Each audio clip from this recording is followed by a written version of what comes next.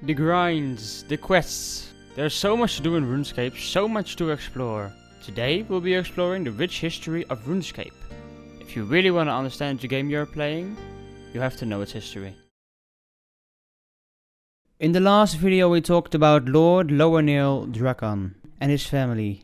Today we will be talking about Ranis Drakan, the vampire killer, and the Theater of Blood champion called Seraphina. Hello everyone, I quickly want to ask you if you could like the video after we watched it and comment on the video so I know which one is good and which one is bad. Ranis Drakan. This vampire noble ran meiyerditch with his sister Ranis Drakan for their brother, Lord Ranis Drakan. Ranis, however, was much more interested in meiyerditch than his sister. Ranis liked to walk through the broken city and show his wealth and stature. Ranis Drakan also polices the upper tier of the city and punishes citizens that fall out of line. His short temper and influence with the Firewatch and his brother makes him feared in meiyerditch and Morytania. He's also very arrogant and egoistic and thinks he's better than the rest of his family. His normal appearance is one of noble stature, but when provoked, he becomes an evil flying vampire. It is said that Ranis Drakan was just killed with the Vampyre's flail from a member of the Myreque, and there is still a bit of hope in meiyerditch. The Vampyre's flail is a modified version of the rod of Vampyre. This rod was a property of Vampyre's Sergaze. This man was one of the 7 priestly warriors who went to fight Lord Drakan in the year 1200 of the 4th Age. He came from the town of Lumbridge and was a deft and well-skilled man. He held a most bizarre control over some powerful minions of Drakan's horde. This control came from the rod. Vampyre's Sergaze locked himself inside a coffin in Petrodomus because he had become a vampire and he couldn't find a cure. The rod of Vampyre holds power against the vampires, but some strong vampires could use mind control to see what the opponent was going to do. That's why the Vampyre's flail was created. The attacks from a flail cannot be predicted, and that made it possible for the Vampyre's flail to kill even the strongest of vampires. There is a tome that can be found at the Myths Guild called Seraphina, and contains the tale of Seraphina, that was written by James Locke.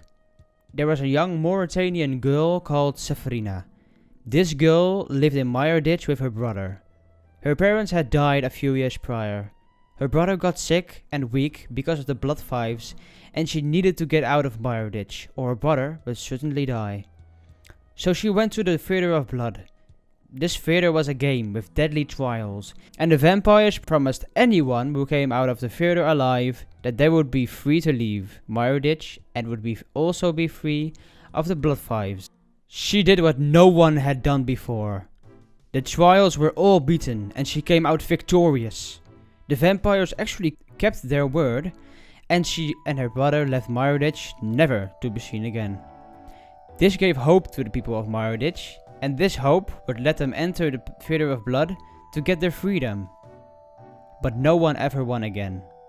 This is the way the vampires have kept control of Morytania for so long. There is a really interesting diary found in the bed in Seraphina's home that is thought to have been written by her brother. This will give you a great insight into her character. I will be reading this diary in this video. If you don't want to see and hear me reading this book, you can skip this part of the video to the number on your screen. There was a strange man in our home today. He had come to see Sarah, but she didn't tell me why. They went down into the basement to talk. She said she didn't want to disturb me, but I wonder if there were other reasons. I got a good look at him when I left. There was something unsettling about him, a strange look in his eyes that I didn't like. He also wore a large medallion. It stuck out to me as it seemed far too fancy for anyone here to be wearing it. I spoke to Shira after he left and asked her why he was here. She didn't tell me. She just said that everything was going to be okay now. The man was back again today. He went down into the basement with Shira again. I thought about trying to sneak down to see what they were doing. I felt too weak though. The fever had been extra bad recently and I've been struggling to even leave the bed. I wonder if that's what this is about. She tried to hide it, but I know Sarah is worried. Maybe she thinks this man can help me. I know she feels responsible for my illness. She was always getting herself into trouble. Too many fights with the wrong people. She said she would be fine. Said she could handle herself. She never thought it would put me in danger as well. All it took was one cut. It was just a scratch. I'd had worse. The wound festered though, and now here we are. The illness has progressed quickly. I never leave the bed now. Sarah is getting very worried. It's only 2 more weeks until our sector is the one to be 5'd, and she worries I'll be too ill to cope. To be honest, she isn't wrong. Getting 5'd is draining at the best of times. With me, like this, who knows what will happen. It's now only 1 week until it's our turn to be 5'd, and once again the strange man is back. Things were a little bit different this time though. After the usual chat in the basement, the man came to see me. He stared at me for a long time, not saying anything. It was quite unnerving. Finally, after what felt like a lifetime, he turned to Sarah and said, "He's compatible." And with that, he left. Now I was worried. It was clear that the man was coming here about me, but I still don't really know why. I spoke to Sarah and insisted she tell me. She was clearly uncomfortable. In the end, she agreed to tell me. Not today though, but soon. 3 days until we are 5'd. With not long left to go, I knew that whatever Sarah was planning would be happening soon. I reminded her of the promise she made, that she needed to tell me what was going on. Once again, she was reluctant, but eventually she agreed. She told me that the man was here to help me, that he knew a way to cure my illness.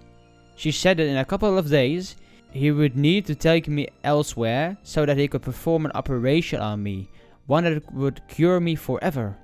Something didn't sit right with me about that. I asked her for who he was and how she found him. She claimed that he was a doctor from Sector 5. I knew she was lying. No citizen, doctor or otherwise could afford to wear clothes like that. I didn't dwell on that though, as there was something bothering me even more. I asked her how she could afford his services. We have close to nothing here. Nowhere near enough to please a man with that wealth. She didn't answer, but as she turned away, I saw the tears in her eyes. The 5'ing of our sector begins today. Sarah told me that the strange man would be here shortly to pick me up. I didn't want to go. Sarah clearly hasn't been thinking straight, and I'm afraid of the deal she might have made. I'm helpless though. The illness means I can barely move. I have no way to resist, so instead I rested, or at least Sarah thought I did. While I pretended to sleep, she sat next to me. For a long time she just sat there, not knowing that I could see her. Finally, she said something that filled me with a fear unlike any I'd ever felt before. Forgive me. The diary is really unsettling. The large medallion that was mentioned in the story could be the medallion that Ranis Drakan owned. The story also mentioned that the man was wealthy. From this we can gather that the man that was going to cure the brother was Ranis Drakan. The payment could be the fake story that Serafina had won at the Theater of Blood, so that the vampires could get more participants to enter in the theater because they hoped to win.